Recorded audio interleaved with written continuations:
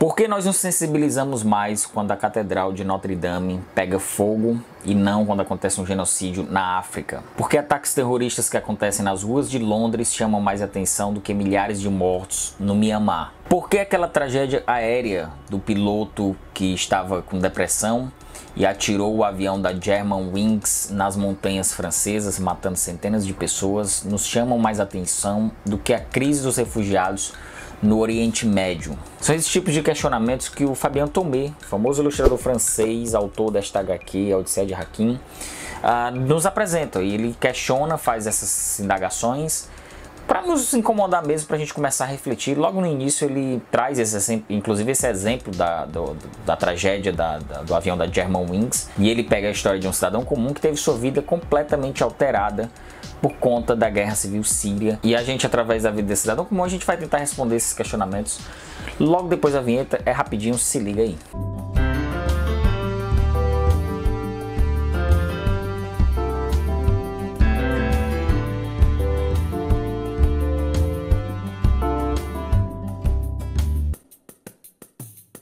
Bom, pessoal, aqui estamos para falar do primeiro volume da trilogia A Odisseia de Hakim. Recentemente saiu o volume 2 pela editora Nemo e já vai sair agora o volume 3 e a gente vai trazer aqui, vocês vão poder acompanhar a sequência dos 3 livros aqui na Seleção Literária.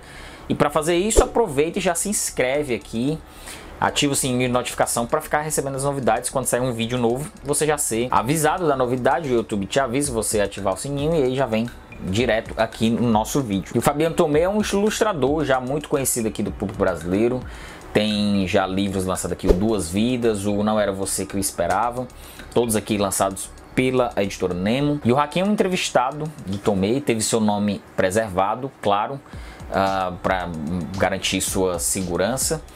E ao longo de várias entrevistas, inclusive essas entrevistas são narradas aqui também na história do Tomé, ele vai contando como a sua vida de um comerciante floriculturista, um pequeno comerciante ali com a vida confortável, de uma classe média síria, foi totalmente arruinada diante dos eventos que ficaram conhecidos como a Primavera Árabe. E para a gente entender todos esses movimentos que derrubaram vários regimes totalitários, a gente vai contextualizar isso, explicar para vocês agora. Bora lá. Vocês lembram que eu falei daquele livro Chá dos Chás, do Richard Kapuscinski, contando sobre a Revolução Iraniana? Naquela mesma época, a família Assad, que através do patriarca, o Hafez Assad, assumiu o poder através de um golpe na Síria. E numa união com os militares, o Hafez Assad, ele, de forma muito autoritária, claro, com mão de ferro e implacável com opositores, ele governou até o ano 2000, quando ele passou o poder para o Bashar al-Assad, que é o seu filho, e está governando até hoje. E durante muito tempo a família Assad manteve estabilidade política, claro, a um custo muito grande da liberdade da sua população, né? E essa estabilidade foi refletida até em relações comerciais muito próximas com países ocidentais, né? E durante o ano de 2011, com o que ficou chamado de Primavera Árabe, grupos de pessoas descontentes com questões políticas em seus países, na Tunísia, na Líbia, no Egito, na Síria, em vários países daquela região, que começaram a criar movimentos na internet de unir manifestações e derrubar, e conseguiram até derrubar alguns desses regimes. E o Bashar al-Assad, vendo o que estava acontecendo com seus pares, perdendo o poder, ele aí partiu para cima, partiu com tudo, implacavelmente contra opositores, e criou-se esse caos que ficou conhecido como Guerra Civil Síria, que está completando 10 anos. Bashar al-Assad, ele vem se defendendo, vem se mantendo no poder na forma como um grande autoritário, um ditador gosta, né? Com muito chumbo, muita repressão, muita tortura, muita prisão. E o Hakim, que era um cara absolutamente alheio a essas questões políticas, mas que morava ali na região central onde estavam acontecendo as manifestações, virou uma vítima desse regime, né? E aí ele começa a toda derrocada, perde seus negócios, ele fica tentando, fica proibido, aliás, até de chegar em casa, de dormir em casa, porque ele tinha que se locomover até o seu negócio de flores, de floriculturista, e para voltar tinha que passar por bloqueios, tinha que passar por fiscalizações. e tava um clima de tensão absurdo em torno da região onde ele morava. É o que acontece quando você tem um governo acuado, né? Como a situação caótica que aconteceu, que a Síria praticamente ficou dividida, e aí grupos terroristas, o ISIS começaram a criar e dominar certas regiões sírias.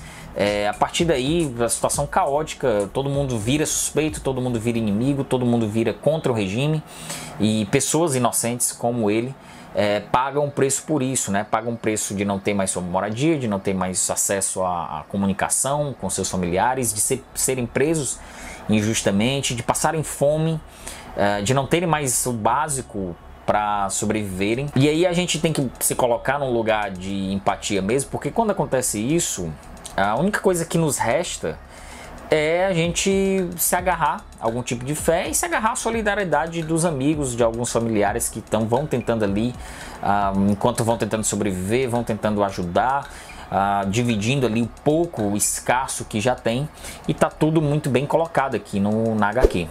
E não demora até que o Hakim tem que sair do país, abandonar a sua vida totalmente, seu negócio, sua família, seus amigos, seus conhecidos, toda a sua rotina tem que ser abandonada e em busca de sobrevivência, somente basicamente com a roupa do corpo, alguns documentos, algum dinheiro e alguns contatos, né, para que facilitem a saída dele do país. E o livro ele vai sendo contado, indo e voltando, o presente, o passado. O Hakim vai contando todo esse drama. E nessa narrativa que a gente tem um grande mérito do livro, que é contar como esse refugiado vive fora do país, fora das suas origens, em busca de sobrevivência. Todas essas questões políticas, contexto histórico, as implicações que o regime Assad dava uma certa estabilidade para a sociedade síria, e quando ele entra em grande crise, as consequências que isso vão trazendo à população. Tem a questão das explicações políticas, que é muito confusa e a gente tem pouco interesse nisso, né? Nós do mundo ocidental, nós temos pouco interesse, mas isso implica muito na nossa realidade, mundo afora, está tudo muito conectado.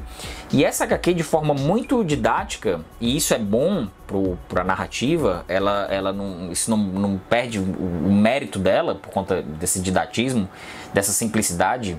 Para esse assunto tão complexo, para o nosso entendimento, é um grande serviço que o Tomé faz, porque ele explica de forma muito simples o que o noticiário às vezes fica muito travado para um leigo que não entende de geopolítica, que não entende de política, que a gente mal consegue dar conta da nossa realidade, e o Tomé, através dessa história, ele faz isso muito bem. E é como eu falei no início do vídeo, a gente faz hashtag para a Catedral de Notre Dame pegando fogo, se sensibiliza, mas para uma crise humanitária tão forte dos nossos tempos, e que certamente pode ser, essa crise pode ser o que vai dar o tom dos aspectos políticos nesse século XXI, a gente vira os olhos, né? A gente não dá muita importância.